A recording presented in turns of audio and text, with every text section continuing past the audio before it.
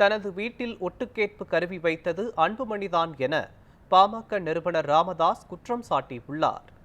சென்னையில் செய்தியாளர்களை சந்தித்து பேசிய ராமதாஸ், அன்புமணி அறிவித்துள்ள பொதுக்குழு கூட்டம் கட்சி விதிகளுக்கு எதிரானது மற்றும் சட்டவிரோதமானது என கூறினார்.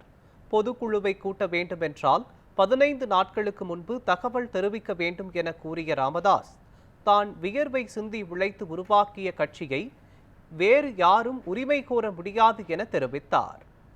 தொடர்ந்து பேசிய அவர், தைலாபுரத்தில் உள்ள தனது வீட்டில் ஒட்டுக்கேட்பு கருவி வைத்தது அன்புமணிதான் எனவும், உலகத்திலேயே தந்தையை உளவு பார்த்த மகன் அன்புமணிதான் எனவும் குறிப்பிட்டார். உலகத்தில் தந்தையே வேவு பார்த்த உழவு பார்த்த பிள்ளை இருக்குதான்னா இருக்குது.